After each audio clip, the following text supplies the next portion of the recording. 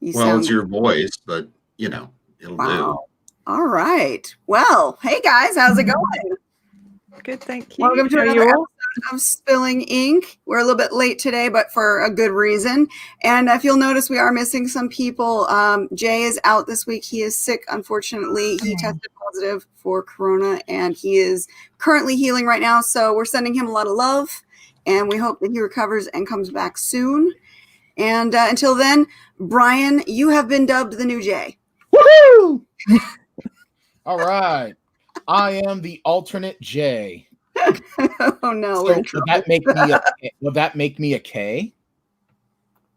No, I don't think so. No. All right.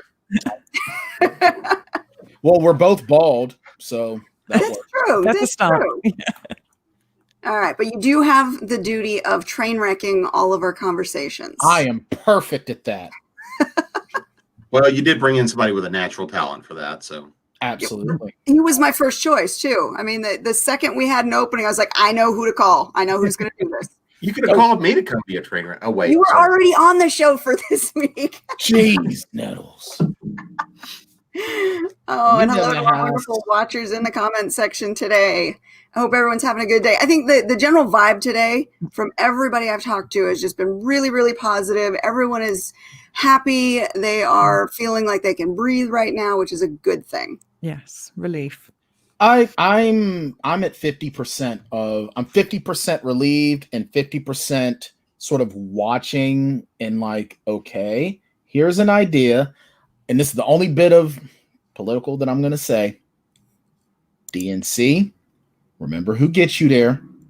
Quit forgetting about us until you need our vote.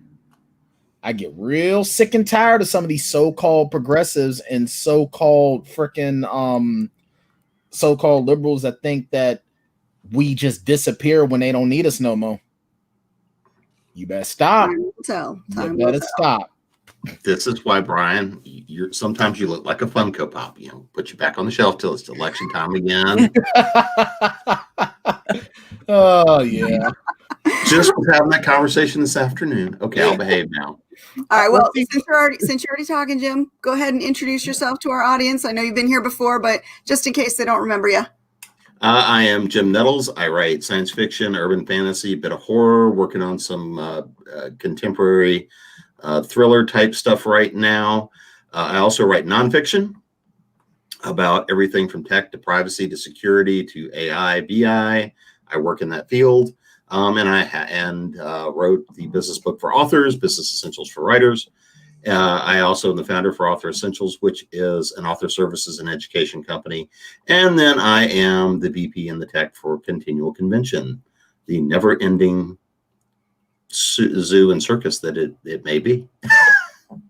Now, here's a question for you. Do you sleep? No. Okay. I was wondering that. Just making sure. I'm a busy I'm man. under the impression that Jim Nettles is actually like an immortal who doesn't require things like that. He's just a self-contained unit. Is really what he is. Remember that AI bot's doing it all. He's basically Colossus from the X-Men. Once he puts on his battle form, he doesn't need to eat, doesn't need to breathe, doesn't need to sleep. He just exists. Caffeine and alcohol. Machine. Yeah, I was gonna go like the other way with it. You remember the Energizer Bunny ads? There you go. That's what I was thinking of. No, I'm more like the creepy monkey banging the cymbals. And now my mind just went to Euro Trip. That movie Euro Trip. If you've never seen Euro Trip, you will never look at that monkey the same again. And I have not seen the film. You should. It is hilarious. We have our homework then. Mm-hmm. Who's got time for movies? Now you put them in the background while you're working. Yeah, kind of what I do. Is that how that works? Yeah, it's the opposite of white noise, but it still works. Yep, and it keeps you from throwing things out the window when your neighbors annoy you. Yeah, again, true. On top of the mountain. If the neighbors up here, the deer that scared the hell out of me a while ago. See, I would love to live. I want to live in the middle of nowhere, but I'm kind of half scared of that because I don't know who's going to be coming to get me. So there's ways to accommodate that. That's right. Landmines are awesome. All right. Well, pyramid before we scheme. get too deep into it, Callie, you are our newcomer. Introduce yourself to us. Hello. Hi. So hi, my name's Cali Bird, and I'm new to the show. Go gentle on me. I do a couple of things. I have written fiction recently. It's a long-term project I published this year. I haven't started writing it about 20 years ago, on and off, learning as I go, and finally got it out the door this year. So despite 2020 being 2020, I have achieved something that's been really good. So I'm very pleased about that. Woohoo! And then thank you. And then on the side, I like to blog about creativity. I like to just encourage people to do what they can with the time they have, alongside all the other stuff you have to do. I work part-time in technology. I test software. That's sort of my part-time day job. And sort of writing and creative stuff is what keeps me sane. Amen to that. Oh, your day job sounds way more fun than mine. Really? What's yours then, Brian? I'm a digital marketing assistant. I don't get to test technology. Oh, okay. Well, digital marketing, that's useful skills for selling books, I'm learning all of that. Yeah, that's useful, but I want to test technology. I want to learn like the new apps where they come out. I want to play the new Xboxes before they come out, and especially the new super guns that can like obliterate everything around it within a mile. I want to play with those toys. No, we're not. I don't get to do that. I do finance software, debits and credits. That's what I do. Well, that doesn't sound fun. Never mind. I retract my It's to me because I have a nerdy brain in that direction. It's not the most exciting thing, but there is a nerdiness that I'm quite good at. my You've already goodness. got the guns, Mr. Tan. What are you doing here? You're Hey, supposed to be guys. recuperating. How's it going? How are you feeling? How you feel, bud? I can't hold a conversation for very long. I get winded really quickly, but I just got finished watching the broadcast there and saw you were online. I was like, I haven't talked to anybody in so long. I at least wanted to come say hi to everybody. Oh, Heyo, We miss you, buddy. we miss you. Get well. Yeah, I hope you get the feeling better. Oh, thank you. Yeah, my youngest daughter just got a positive result today too. So I was like, oh my Lord, it's just one of those things. But we're trying to look at it as a positive thing. It's like we're part of history now. So we're going to be remembered for something, right? Yeah. Well, you're in the Yeah, stats. the vaporizer going in the background there. I see like steam like enveloping you.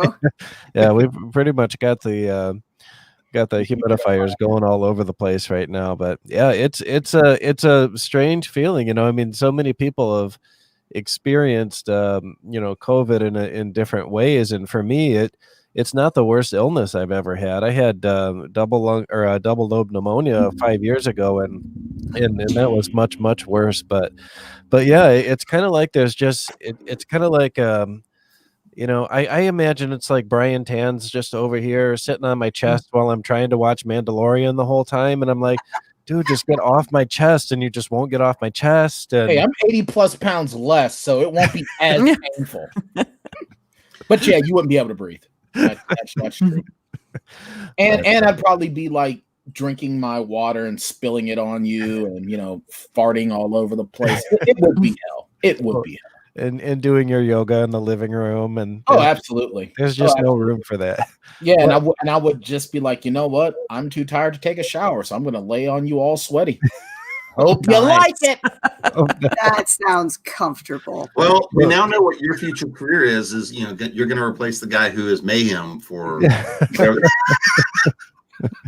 Well, and I know that I need to now change my address so that Brian doesn't know where I live.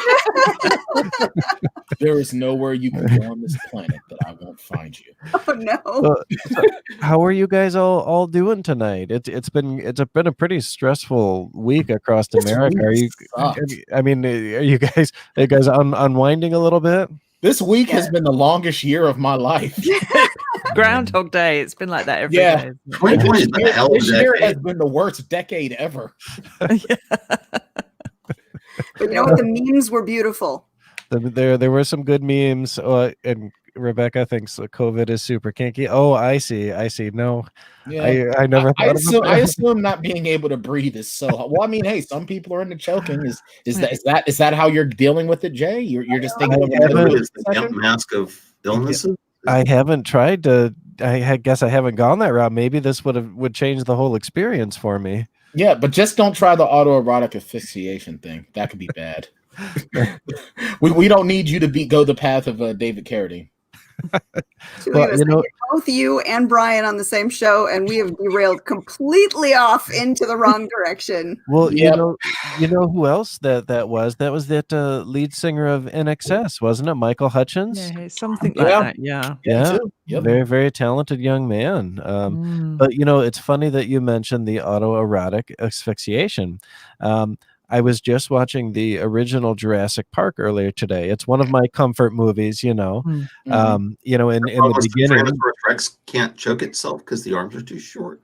no, that's not what I was going. That's not where I was going with it. But that's also a good point. But in the beginning, when they're doing a little tour of the facility, the goofy lawyer's like, now are all these characters all autoerotica?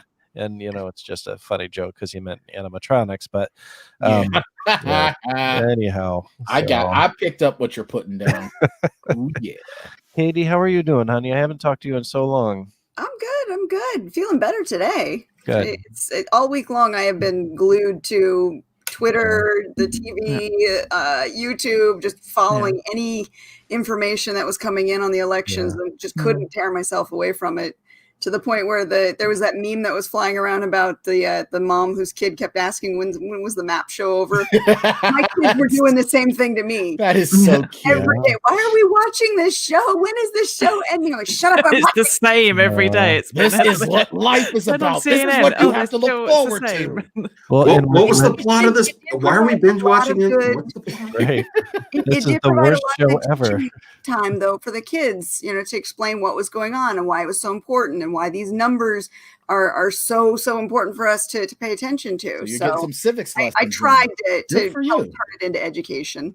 Well, Good for you. You know, it's been one of these where everyone in my house, at least, they were all really worried about me because I never really got 100% down and out, but they said there's been a lot of pressure in my chest, and so I can't do much with them. So I'm just laying out on the couch, and then having this election pressure on top of it. It's like I need some of the pressure to be relieved, and I feel like actually having an answer today, whether you know you're someone that's happy about this answer, which I am, or not, at least we're past this, and that doesn't have to be one of the stressors in life, and we can hopefully go back to worry about, all right, we got to deal with this virus, and then, you know, for authors, you know, maybe let's make some books and stuff like that, and There's an idea. concentrate again. Yeah, I've got a book coming out in December. Yeah. Oh my gosh, you do. So, Before we get too far into it, though, we got to pay homage to our sponsor.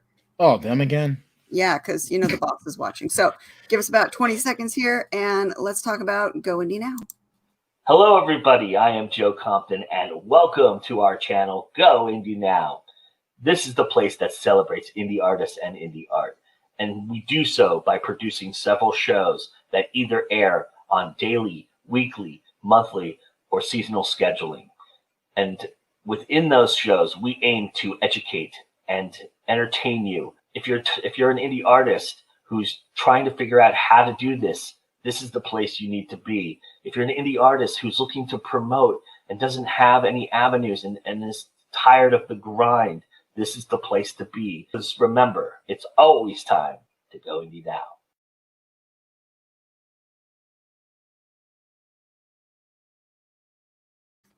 All right. Oh, he's such a good guy, you know, and That hat is just amazing. It Every really time I is. see it. It is, but you know, I tried one of those, and it kind of made my head look a little bit like a basketball, and I wasn't very happy with that look. They had them at Kohl's. Not everyone can pull that off. No. yeah, the conversation we had, because it was on, there we go. yeah, was my writerly hat. And I'm like, no, this is the one I wear usually out when, you know, it's throwing heavy objects time, because, you know, it's been rained on and have We're had. not doing another hat episode again, are we? You Well, didn't see, tell I me wear- to bring I a wear hat, this- you know. I could have. Well, see- could have Well, see, I joined wear you. this hat either when it's time to take out teenagers when they sleep, or if I'm going to be raiding a temple. You know, Well- it's really it can be anything. Well, we can tell from the fact that your hat is unworn or is untarnished that you've not raided any temples recently, whereas I had a golden icon in my hands early today. Oh, wait. That's cute. Although, Jay, where can I get one of those? one of these, Heather made mine. That's what I was It's asking like Jay a about. knitted Where can I get Furby. Or that? something. No, this is baby. This is knitted baby Yoda. Did you I don't have a Oh, baby right. Yoda. Yes. Okay. I a can see knitted that, ferret? Yeah. No. This is the late Furby. Furby. Do you in remember the household. Furbies? I Oh, remember yeah, Furbies. Furbies. Those things were frightening, though. Oh, they were. We had one. I'm sure many people can relate to this story, but my kids had one from. Actually, I think Abigail was 4 when she got hers, and probably 5 years later, all of a sudden, the Furby started talking in someone's bedroom, and there's nobody around, and the kids don't play with it. They're older. Satan is coming for you. Yeah, it was watching you. pretty frightening, actually. There's a game that my kids started playing a couple years ago. It's Tattletale, I think is what it's called, and it looks just like a Furby, and it's this little Furby creature whose mama Furby is coming to get you because you have its baby, and it's freaky and scary and full of jump scares. And now I've got the two merged together in my mind, and my kids still enjoy watching videos on YouTube of these Tattletale videos and all the jump scares. And it's nope. I feel bad if anyone tries to jump scare me. I might be liable to throw a punch. Do you remember that America's Funniest Home Video episode? Oh my gosh. And that was traumatizing. Like the guy was sitting on the porch pretending to be a scarecrow, and the kids would come up and he'd jump up and scare him. And then there's this one teenager came up and he scared him, and the teenager was like, bam, right in the head. Yeah, you gotta be careful who you try to jump scare. Your ass could get kicked. That's why I don't like going to haunted houses, because I don't like clowns. And when you go to the right haunted house, those people don't break character. And if they know you're scared, they will not leave you alone. I remember I went to one, my old band was playing at a haunted house. And this guy he was dressed like one of the killer clowns, and he kept coming at me. And I was like in a corner shaking. And one of the women broke character and was like, "You might want to leave him alone. He looks like he's about to snap." Aww. And my buddy was like, yeah, he like they had to take me out because I was ready to start swinging. Oh. So when we do continual movie night in a couple of weeks, and I'm hosting, I'm planning on doing Killer Clowns from Outer Space. But that's one of my favorite movies. I love that movie. Excellent. You're going to come hang out with us then, right? Okay. Sunday night. Remind me, because I forget. I've been hitting the head one time too many. I don't remember stuff. And then a few more times after that, we know. Yeah, absolutely. Just keep poking him. All right. Yeah, I need to be reminded a lot. I'm gonna sign out of here, guys. I need to go back to my couch position, but I just wanted to say hi to everybody. So take see you care. guys Take later. care. I hope you do feel better, and feel better. Scotch will do wonders. Thanks, Yeah, Jim. hot toddies. While in a hot shower, take as hot of a shower as you can stand. Take a hard swing of scotch. Follow it with some NyQuil, and then put on some sweats. Get under the covers and pass the F out. Well, I've got to tell you, see, that's all a great idea. However, my newest symptom, and it's really frustrating, is that I am in a kind of a constant state of hot flash right now. I don't have a temperature. My temperature is normal, but it feels like I'm burning. So this is the first time I've had clothes on all day. I'm pretty much laying in front of the windows in the living room with the breeze blowing over me, which is, I mean, it's so bizarre. So even getting in the shower is almost unbearable. So it's a weird symptom. So Nice bath. COVID is a douchebag. It is. All right. Well, good night, guys. Good night. Good to see you, Jay. Well, on that sounds so brutal. Yeah. That's the thing about this. It hits everybody differently. Yeah, I was actually going to tell them, maybe you should be like my mom and go to the hospital and hate the hospital staff so much that you will yourself better. That's what my mother did. My mother was in the hospital for 11 days. Oh my God. I mean, she's fine now. Matter of fact, she worked the polls at her church this past Tuesday. So but she willed herself out of that hospital with hatred. She hated her doctors. She hated the nurses. She was like, you need to come and get me out of here. I'm like, okay, don't hurt me. I didn't do anything. I've been following your wishes. Leave me alone.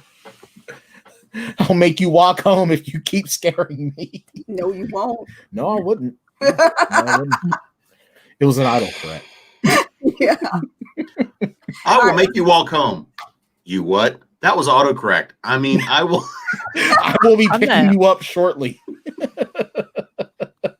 Next thing you know, I'm moving across the pond so she can't get to me. Come here.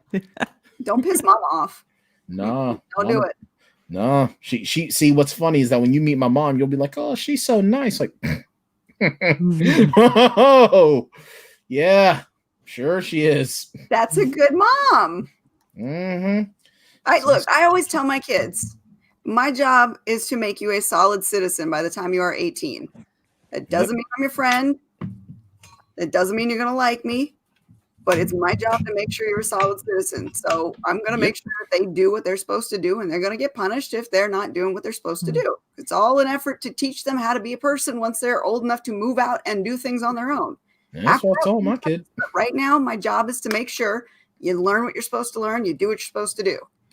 Hey, I told my For you kid. to say that your other motivation here is to make sure that they're motivated to get the hell out when they turn 18. Yeah. I don't know about that. And don't bounce back after college. Yeah. My kid told me. Around for a little while. My kid told me one time. He goes, "Dad, you're my best friend." I said, "I ain't your friend. I'm your dad." And he goes, "What's the difference?" And it's like, You'll find out. like you'll find out. And whenever his mother says, "Your son did something," and I'm like, "All right, what did he do?" And then I'm like, "Boy, what in the hell is wrong with you?" And then I get the tone, and he's already crying before I've even gotten anything out because he doesn't like it when I raise my voice. He doesn't like it when I'm mad. Mm-hmm. Yeah. Well, it's that green tone you take on that just kind of. Yeah. Oh, see, when he knows my different levels of annoyance, because when my octave go up, he knows that I'm relatively amused, so he's safe. But when my voice gets low, he's like, "Oh shit." And when I start yelling, it's more I'm just frustrated. I yell when I'm frustrated. When I'm angry, I just get centered. Do you use the 3-name rule? Oh yeah. Actually, he has 4. Bryan Anthony Tann Jr. Oh. When I say the whole, when I go with all 4, he knows it's his ass. Actually, that's 5 because you got the junior in there. No, Junior makes the 4. Bryan Anthony Tann Jr. Oh yeah, never mind. Math is hard. Math, yeah. Well, we got the sort of the nickname, then the real name, then the real and middle name, and then the real middle and last name. It's that's basically how it goes. It's nickname primarily, first name, and then first name with an edge, and then whole name, and it's like and you're done. You're done. And then it's over. See, my mom didn't go that route. I was boy. So anytime I hear the word boy, it depends on who says it. If somebody white says it, I give them a look like boy. If a female says it, particularly a black female, I'm looking for my mother. Because that's when I knew I was in trouble. And if a man says it, I'm just like, I'll slap the shit out of you. I won't even bother punching. I'm just going to slap you. That's the worst form of assault on man that there is an open hand slap in the mouth. A man open-handed slapping another man in the mouth is the worst insult you can possibly give them. And that includes sleeping with his significant other. Gotta go old school. You gotta pull the glove off. I was going to say, pull out the glove. So I'll slap you in the face. If I slap you in the face with a glove, that just means that my skin is too good for your face. I got to start wearing gloves now. Well, Yeah. it is coming on winter, so there you go. Winter's coming. I do recommend, double layering up if you're going to go with like the surgical gloves, because that way it does cut down on fingerprints, and you are going to bust the first one, outer one. But That's a good point by you. I figure I'll go with some leather gloves, and I'll dip them in a solution of cleansing. So when it comes time to put them on, they won't fit. And if the glove don't fit, you must acquit. Oh my God. That's How did we get this far off? Is it like this every week? Yeah, actually, when I'm on here, it is. We haven't even talked books yet. Wait, there's books? Time. I guess we all kind of write. What are we here to talk about? Welcome to Spilling Ink, the writers podcast. The writers podcast where they don't talk about writing. Welcome to Plotting this week, and we're pantsing the episode. Yep. That's about it. You know what's funny is in the chat, Rebekah Jonesy talked about putting a brick in the glove. I'll tell you a story about my grandma Tann. One of the first things my grandma Tann tried to teach me was how to keep a razor blade under my tongue. Of course, I didn't get it right. And she always said, but if you're going to have a razor, make sure you have a silk handkerchief. But why, Grandma? I'm glad you asked. One time I went and me and this girl got into a fight because I took her boyfriend. We were fighting. Her and her friends tried to jump me. I got one over on her, and all they saw was me hitting her in the face with a handkerchief in my hand. I had my razor blade in the handkerchief, and I cut the bitch all over. When the cops came, I just let the razor blade out of the handkerchief, kicked it in the sewer. All they saw was I hit the bitch with a silk hanky. I'm like, well, that's frightening. Wow. I don't think I can conceal a brick as well as she could conceal a razor blade, but I'm willing to give it a try if I must. Or maybe I should just keep my behind at home. I think I'll just stay. I was going to say, stay out of trouble right now. At this point, just take Grandma out with you. Well, Grandma's dead now. Grandma's dead.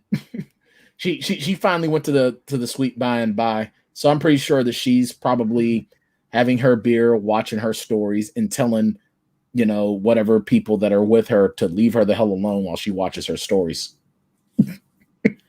God bless you, Grandma. No, I don't think she will. Between the 10 kids and however many grandkids, probably. She will notice one more. She was the only person in my family that liked my one crazy ex-girlfriend because my crazy ex-girlfriend told her the story of putting bubble gum in gopher holes. So when the gophers ate the bubble gum, they would explode. Oh, God. Yeah. It's funny seeing two people sitting in a church talking about blowing up gophers with bubble gum. And this is Caddyshack 3. Yeah, pretty much. If only Bill Murray had listened to the crazy ex-girlfriend. Yep, this episode went off the rails real quick. I did my job. Yeah. I mean, you took me literally. When I said derail us, man, you were on it. Yeah. I mean, hey. Can I ask a question? Please. If you weren't on the rails to start with, how do you get derailed? Bryan Tann. We were on the rails for about 2 seconds. And then I spoke. Yep. Like we barely got going, and then it was boom. and then Jay showed up, and then it was like, who needs rails? Rails are for wimps. If your train is a badass train, it can just go. Yep. All right, let's try and get back on topic. All right. It's November. Now that the election is over, we all have books to write. And in November, it's NaNoWriMo. Really? Participating this month? I never do. I don't have time to slow down that much. We'll see. Oh, now you're bragging, Jim. Wow. Now, none of it's been fiction this month, but Well, see, it's hard enough for me to really this is going to sound bad. It's hard enough for me sometimes to get motivated to write. I don't want to feel like I have to because eyes are on me to write. It's like, get out of my process. If my brain doesn't want to do it, I can't make myself. Otherwise, it's just going to be crap. Well, to me, and we just actually did a big episode about prepping for Nano and managing through Nano. So my head is still in that space. And it dropped this week. But to me, what Nano has always been good for is helping to kickstart and develop those habits. And if you want to change something up, it's a good time to, because really what Nano is about is, can you build some habits and can you get some word count out the door? It's not, it's not you start November 1 and November, on December 1st, you're walking around with a manuscript going, will you publish me now? It's about, can you get some good writing habits going, and what have you learned? And the other big benefit is the community you get to work with. Yeah. And then do you cultivate that community during the month of Nano to keep it going the rest of the year, so that, because Nano runs 3 times a year. November, of course, is the big one. But if you cultivate that group of people to write with and grow with, and everybody's learning and you're working together, that to me is really the biggest benefits out of Nano, from my perspective. No, I like that. Yeah. I like That is a good more. perspective. That's Because good I mean, a lot of people look at it as the challenge of writing 50,000 words a month, and they balk at it. I can't do that. I can't do that. And really, like what you're saying, it's about setting goals, getting used to putting that butt in the chair and writing every day. And the challenge of it is what helps motivate you. And then on top of that, they do have the website. You can build friendships. You can watch each other. There's a big network around it, isn't there? What was that, Callie? Yeah, there's a big network. And as Jim says, community. But, it doesn't have to be 50,000 words, because, I know authors and it's like, well, I managed 20,000 in November, but that's 20,000 more than they would have done, because there can be a lot of pressure on that, I think. And that can be daunting, or it can be overexhausting.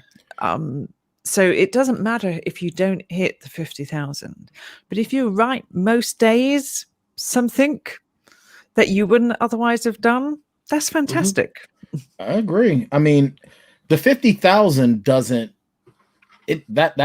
shake me. I've written more than that in a month. I wrote Invincible Heart in a month, and that's cool. I'm not saying that to pat myself on the back. I'm sure people have written better and bigger stuff than I have in less time. It's just, I have such a particular way about me when it comes to writing that I guess for me, and I think it's just the way I live my life, is I've got my particular way of doing things that works for me, that makes me successful. And I don't like having that rattled. When it comes to writing, the idea has to be there, the muse has to be there, and like it all has to come together. I tend to get a lot of stuff done in bulk instead of a little bit here and there. So do you do like spurts? Do you have times then when you can crank out thousands of words in a month, and then times you just don't? Yeah. Like my first book, The Enforcer, that was different because I had literally just moved and I was adjusting to a new way of life. So I had nothing else better to do. And I was supposed to be at work. And meanwhile, I'm sitting in my my cruiser just because I had nothing else to do. And then I was writing notes and using voice recorders. I was changing the writing. I was changing the style of the book around. And like the sequel to that book, that took me a couple of years to write because I wanted to get everything perfect. And then I realized that I sort of painted myself in a corner because I got done in 2 books what I wanted to get done in 5 books. Okay, right. Which really upset me because then it was like screws the plan up. It really did, because I wanted to have 5 250 page books written. This was before I knew that it was about word count, not pages. Yeah. And I wanted to have 5 of them. Next thing I knew, I've got 2 books and they sealed up an arc. And it's like, well, crap. That means that the 3rd book in this series is going to have to be what would have been 3 books in another series. I have to put that in either a 3rd book or break that up into 2 books. So maybe I will still get it. I don't know yet. I'm still plotting it in my head how I want it to go.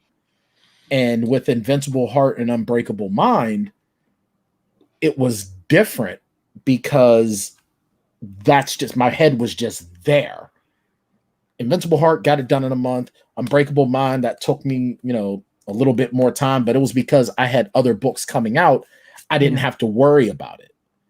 So now, since I've changed publishers and I'm going through the re-release, My brain is like, okay, I can take this time to come up with what's going to happen in this book and in this book and in this book, while these books are coming out and you have to promote these books.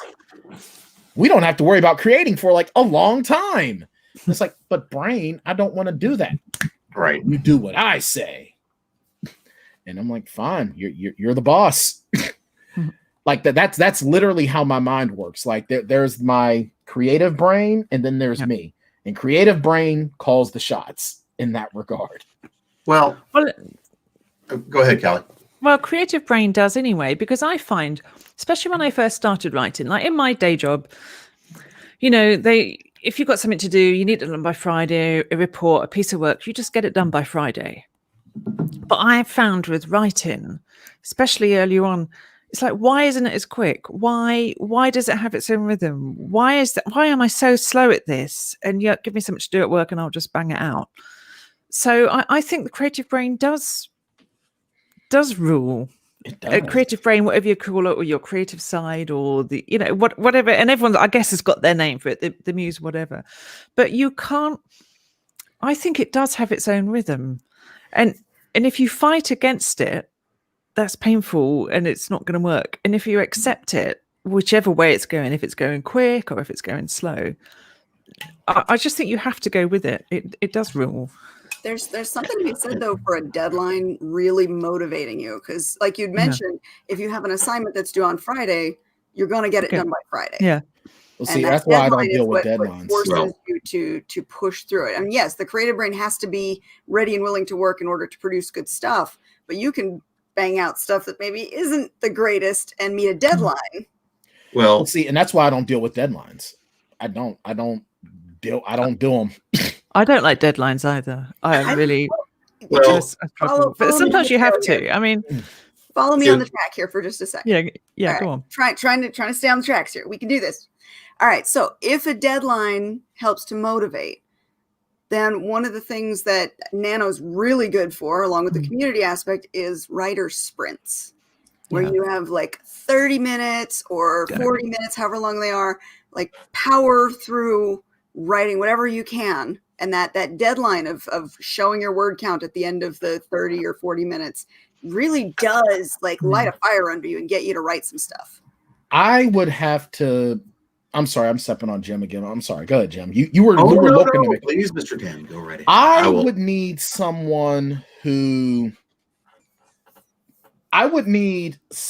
I know to get on me about, because I was actually a part of a group that, hey, we're going to do a sprint. Yeah, I want to do that. All right, we're going to do it now. And I'm just like, yeah, this isn't convenient for me.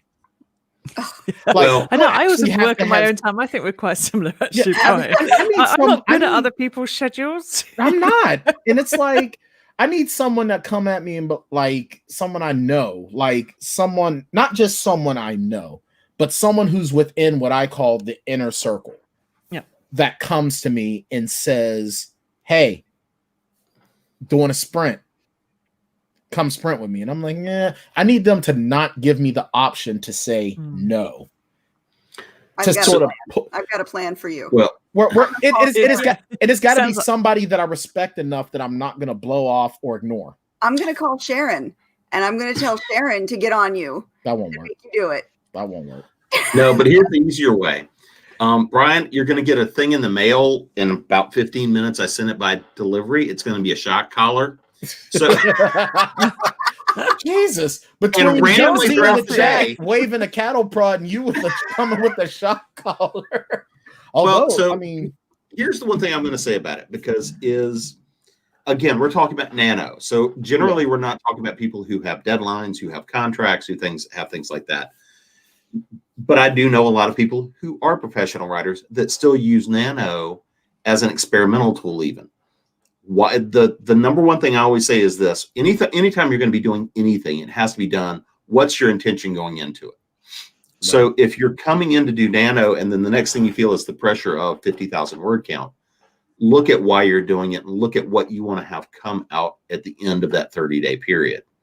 So if you look at that up front and say, look, I'm doing this because I want to accomplish X. It's not the same thing as having the deadline. I've got a contract. I've got this. I've got that. But if you sit down and you put pressure on yourself in terms of, I've got to bang out my word count today of 1,750 words. I've got to do that. I know I've got 2 hours in this time, during the day to go bang out that 1,750. Oh my God, I only got 1,500 a day. And so that means I got to make up 250. No. Look at and understand what you intend to get out of,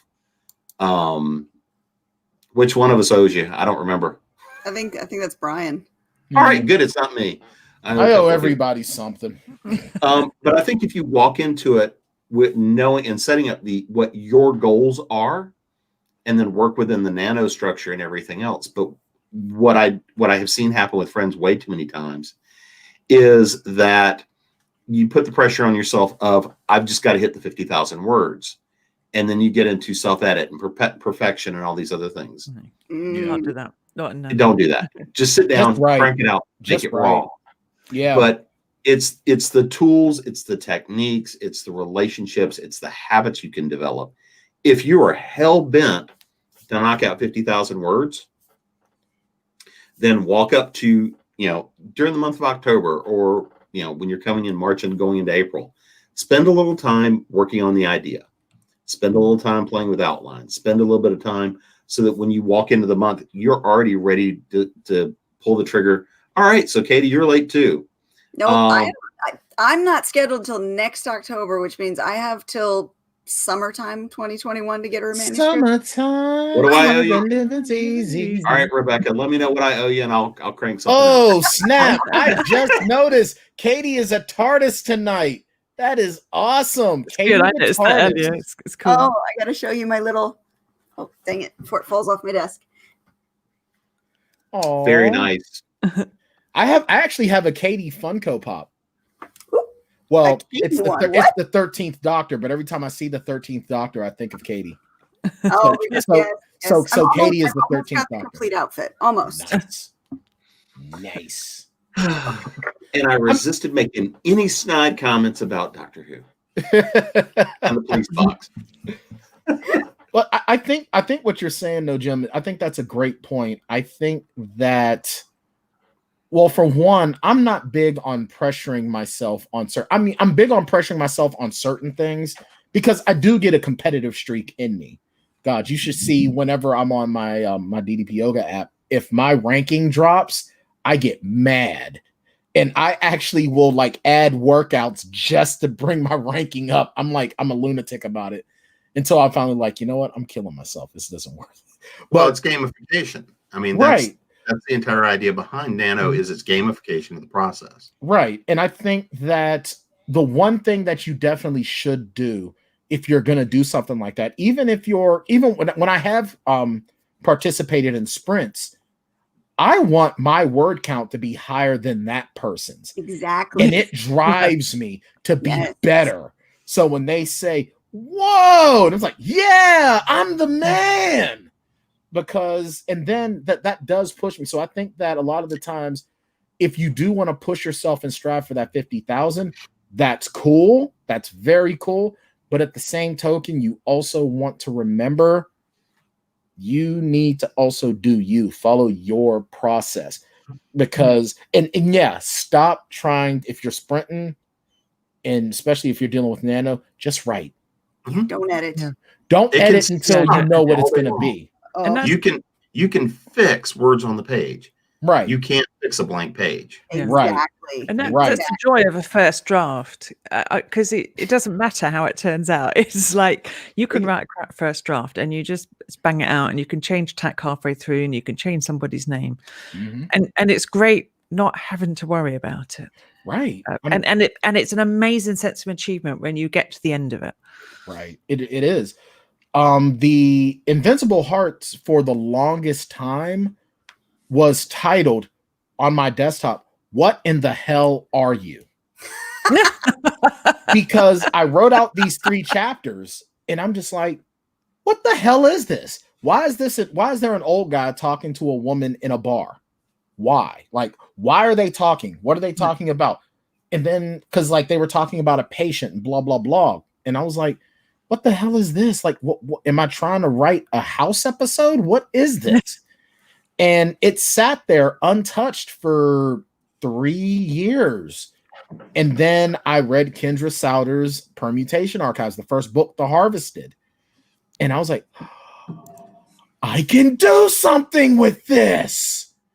And next thing I know, light bulb goes off. yeah. And sometimes when you have, I mean, it was even like that with The Enforcer. My first book, The Enforcer, I was writing it as journal entries. Anyone who's watched this show, and I've talked about it, it was journal entries in first person narrative. And those journal entries, at least a couple of them actually made their way into the final product that's there. But I had over 100 pages of first person journal entries. And I hate first person narrative. And journaling's a great, because I've found sort of by accident, journaling as the characters it helps you uncover what's what. And yeah, as you say, it's unlikely to be in the final cut. But yeah, I certainly have found that handy over the last few months. and then your characters is great. It's so fun. And you get advice. I get advice from my character. So I write about this fictional countess. She's a modern businesswoman, and she's really savvy. So now I actually journal and ask her things, and stuff about the book or about the marketing, or when I was doing the final edits, the editor said this. I wasn't quite sure, and I used to journal with her and go, "What do you think about this?" And she would reply back, "Well, you could do it, but the benefit of it isn't really worth it. So don't bother." I would do that. I would go into the bathroom, shut the door. I would either turn the light off or leave it on, depending on the time of day. And I would look in the mirror and I would turn into my lead character and just talk. And sometimes we would talk. Sometimes he would just go on monologues and just like tell me about what he's been through. And it just came up, and it made it. Oh, I like that. What made it kind of easy was that he started out as a gaming character, a role-playing game character. So I picked him from that, and I was like, all right, so what would he have done? And then it's like, quit trying to ask yourself what he would have done, and talk to him. And don't worry if people think you're a lunatic. We're writers. We're supposed to be crazy. Right? We're writers. We're supposed to be. I bet if anyone checked our browser histories, No, like, I promise, don't do it. stay away. Stay away. Don't do it. Don't look at it. If you're a writer and you're not on a watch list, you haven't done it right. That's a good point by you. My people. I seriously almost said, if you're a writer and you haven't been asked to leave a school, then you're not doing it right. But no. Oh, there's a good freeze screen. That's beautiful. That is beautiful. Yeah, That's what I did. And you know what? Maybe he has no idea. Nope. I do. Idea. I notice that something happens whenever everyone else's screens start to do the little. Oh.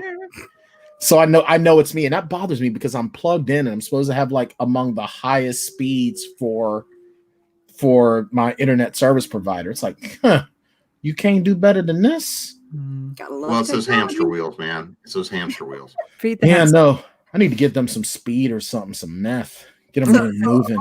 Along the lines of becoming your character and just writing, what other tips can we give to writers to get through that first draft? Coffee helps.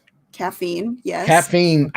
To write, and I told you about this, Katie. When I wrote Ed and Livy, I went to a local coffee shop in Vermont, and I had 10 cafe mochas, each one with extra shots of espresso. Oh my God. I did. In how long? I drank 10. I think I showed up like 2.5 hours before they closed, and they finally had to say, "Sir, we're closing." So, and I did not sleep more for that, like for the next 3 or 4 days. I only slept maybe an hour. Oof. And I got the book written. I'm not saying do that. Your liver may not like you, but coffee does help. And for me, don't like coffee though. Then drink tea. Tea doesn't have enough caffeine in it. He has more caffeine in it, actually. Yeah, tea actually has way more. But you have less weight of tea or something, isn't it? The only thing is the only problem with tea is that tea will dehydrate you faster than coffee will. That's That's why really when you beautiful. drink tea, you also have to make sure you have some water as well. Otherwise, you dehydrate way faster than you do See, with I feel like, I mean, in the wintertime, I drink tea like ridiculously. It's just, I've always got a mug near me. And I don't feel I get the same caffeine buzz as I do with other drinks. because it's more subtle. It's a more subtle buzz Yeah. with tea than it is with coffee. Loose leaf Scottish breakfast, it'll do wonders for you. My favorite is the loose leaf, and it's a cranberry and blood orange black tea. Oh, so delicious. I like Dieter's green tea because matcha, isn't it? it flushes the system. Yeah, no. Well, you can't do that because you've got kids. Your child will stare at everything and kill it. You can't afford to be in the bathroom that long. Me, I can just let my cats destroy the place and Sharon deals with it. But if I'm drinking tea for leisure, I'll drink. Well, we're actually going to go into the loose leaf tea thing. We're slowly but surely changing a lot of our things to more organic and like even my soaps and my deodorants are becoming more organic. So I'm putting less toxins on my body. But I think for me, it's a green tea. And if it's not green tea, it's peppermint tea. I love peppermint tea. I came across white tea a couple of years ago, which is like black tea, but it's milder. I think it's grown higher up the mountain in the It's plugged lighter. It's plugged. I almost made so many bad mistakes. Yeah, and it's very delicate. It's nice. Oh, it's delicate. Do you ever come across a white tea? Mm-hmm. My brain is my brain is terrible. I don't. We now know because he, the one night in an espresso shop. Yeah, when he achieved plaid speed, he has never entirely phased back into our reality. I don't think I have either, to be honest. Because we went from where I was picturing the South Park episode, I was picturing you in the mirror in the dark, looking at it, going Biggie Smalls, Biggie Smalls. Oh, you know what? I'm afraid to do the Candyman thing. I'll never do. I'm afraid to do that. I'm afraid to do the Bloody Mary thing. I am definitely. See, I think that is what we need to do is have everyone go out and do the Bloody Mary thing, but with your lead character. No. Well, actually, that would actually be a Titanic. Your lead character would be tough enough. That would be a Titanic battle because Bryce Creek would just be like, bitch, I ain't scared of you. Wait, which class was he based off of? Who's that? Bryce Creed? Yeah. Bryce Creed was based off of a Vampire the Masquerade character. Yeah, which class was it? Oh, he was a Bruja. Bruja. Okay. Yeah, Bryce Creed was a Bruja.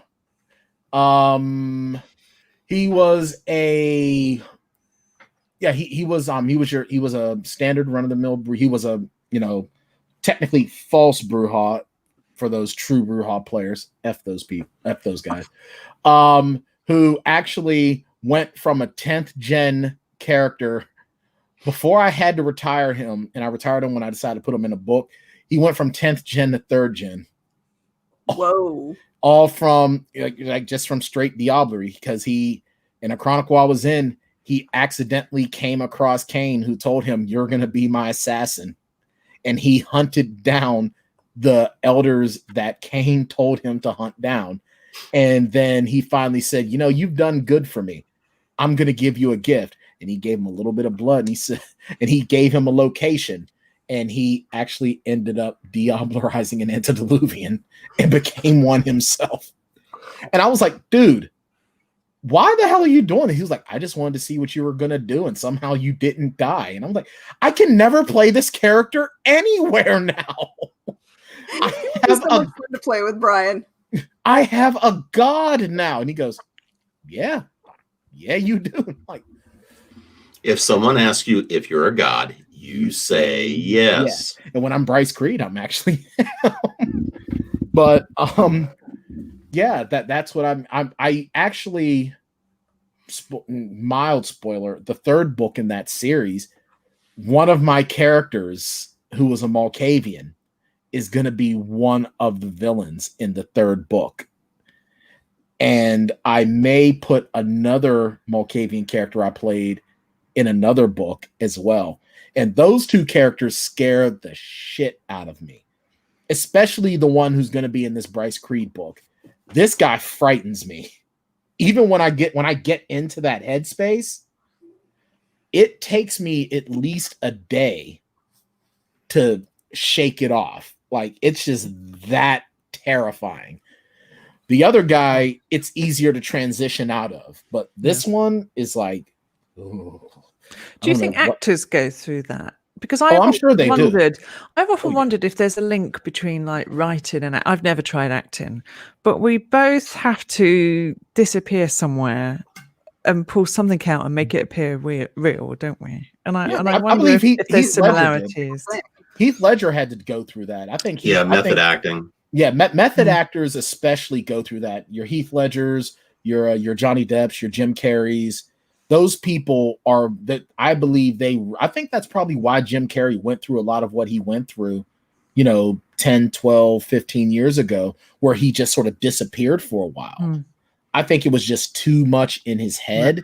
Yeah. And he was just like lashing out, and I think that's a lot of the reason why we lost Heath Ledger so soon was because he got into that headspace and needed to find a way out. And I mean, it's so easy, especially as males, to have something like that happen because, a lot of us, and I mean, Jim can attest to this as well.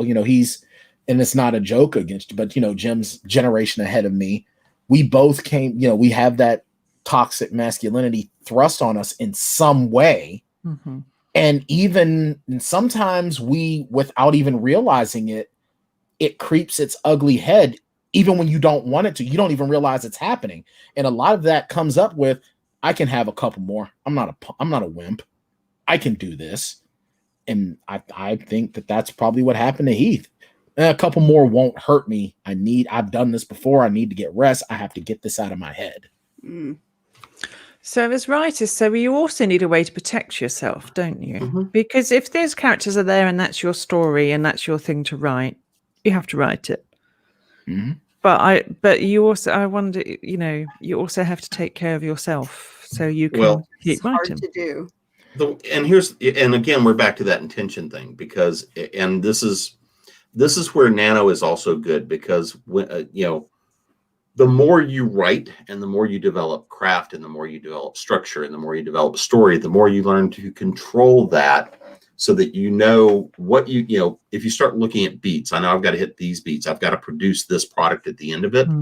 Yes, you still have that relationship to the idea of the story, the character, so that you can flesh them out, but you hold more control. You wind up, once you know who they are. I mean, for example, one of the things I'll do a lot of the time, if I'm working on a new series, I've learned I'll go do a couple of short stories.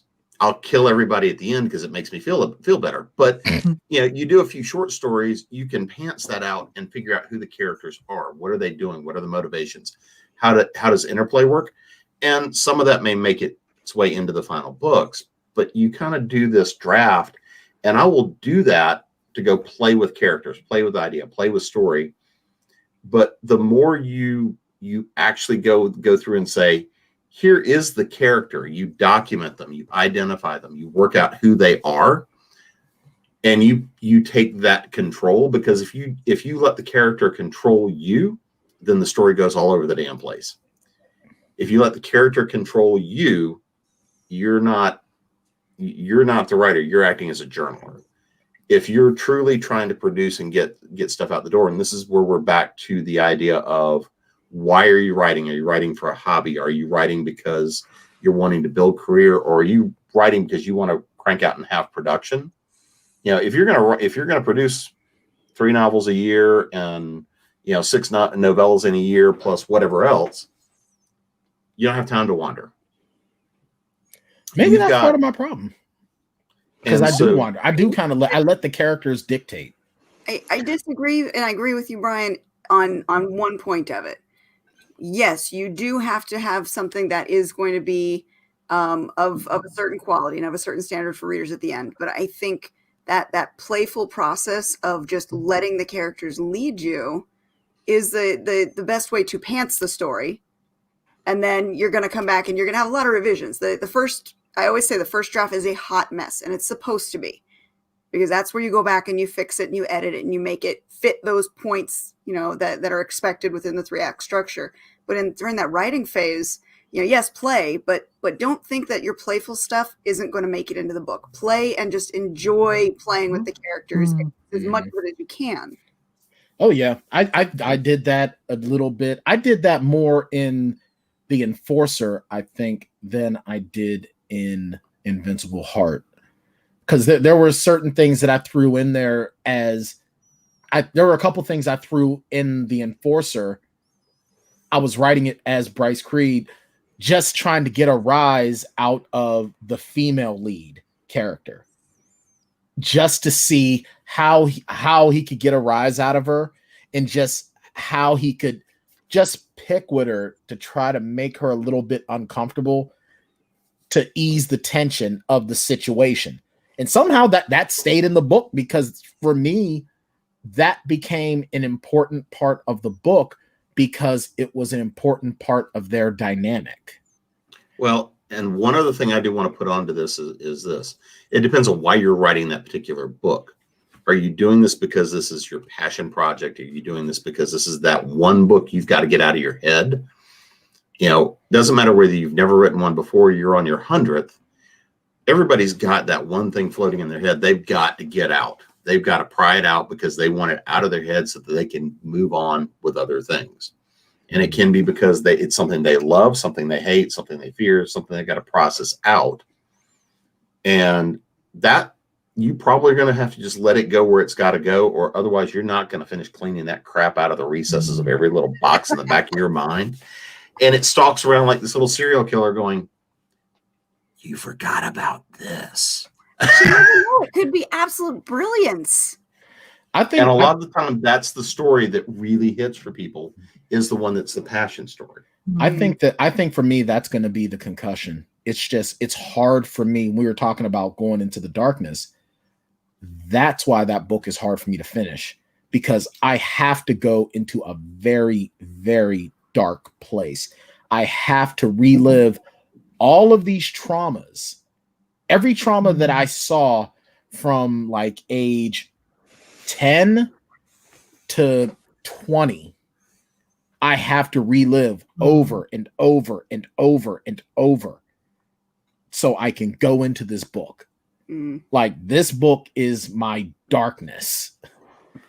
And it is a weird place to go into. And it hurts to go in there. Like, I actually had to have my publisher go into the original file and break it up and put it into different files into different places, so I can go in and work on it as I can, so I could hopscotch different places so I wouldn't get too bungled down emotionally.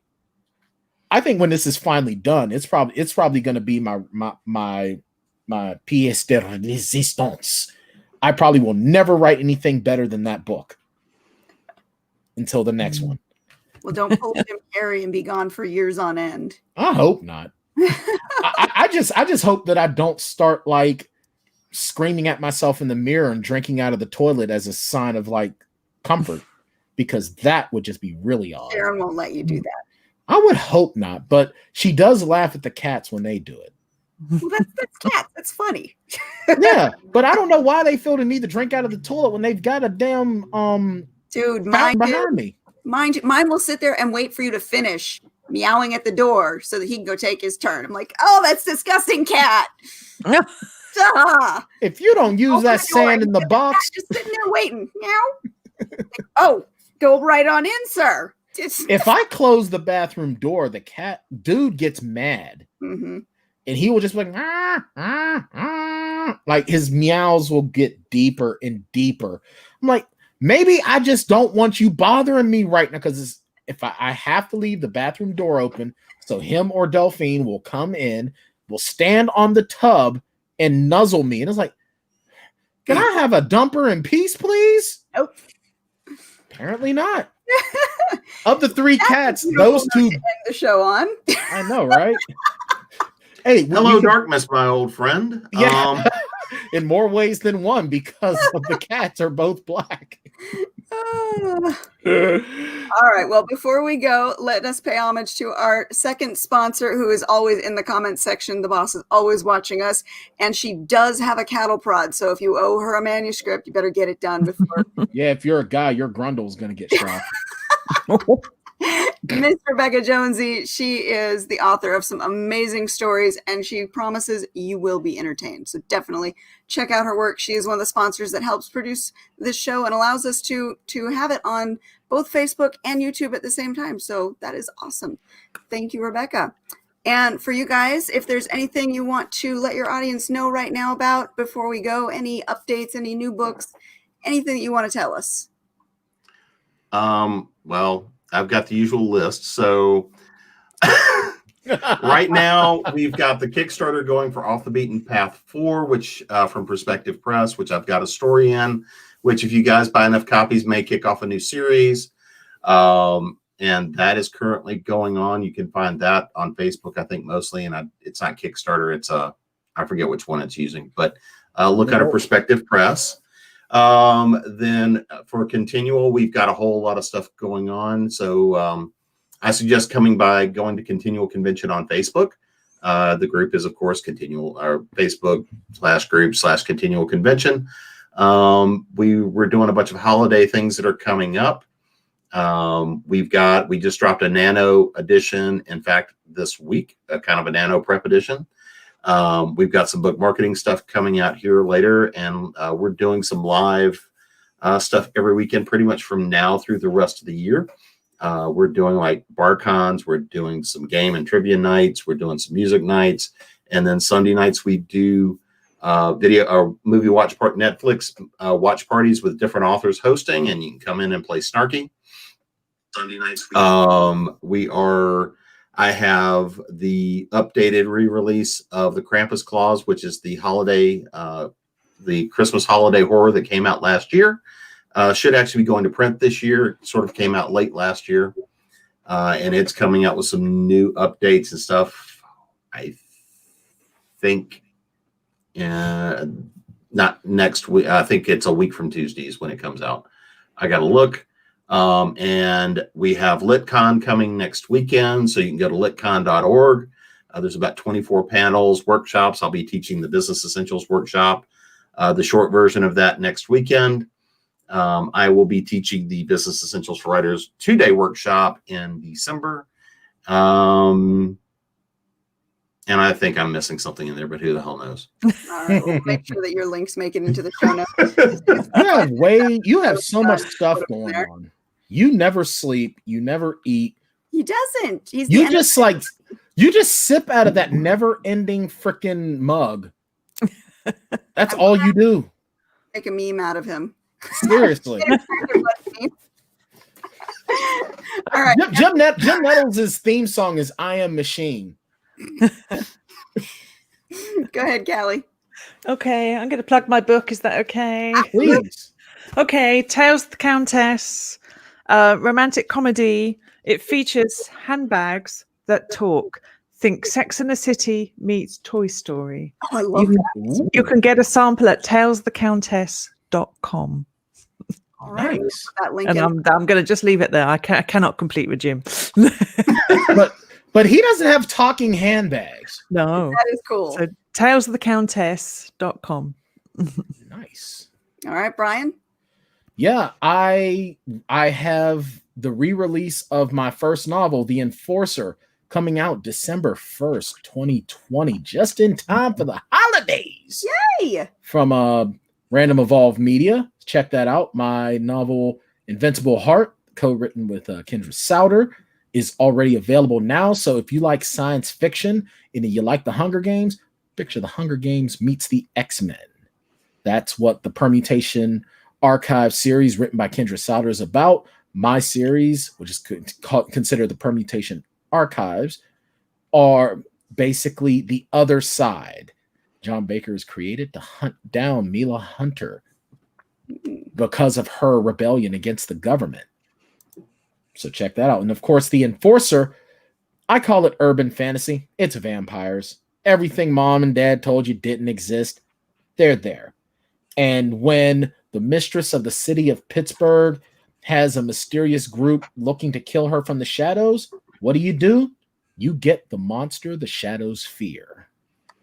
So check that out. And also, if you go to my blog on bryantann.com, I have started to release my new short series that is blog exclusive called Apocalypse. It is my first foray into the zombie apocalypse genre. The first edition was released this past Friday. They will be releasing, at least for the next month, every Friday. And then once that round is done, if it starts to go pretty well, it'll be bi-weekly release. All blog exclusive. So check it out. Make sure that link gets into the show notes as well. Sounds like we got some good stuff. We will be posting those notes about 5 minutes after the show closes. So give us some time to get all the links up. As for me, tomorrow is Sunday. So for those of you who've been following, we'll be reading chapter 15 from A Weapon of Magical Destruction on my YouTube channel, katiesolitis.com. If you haven't caught up on the series, all of the previous chapters are still available. The new chapter will be read at 1:45 p.m. Pacific Standard Time. I believe that's 4:45 Eastern. I usually suck with time zones.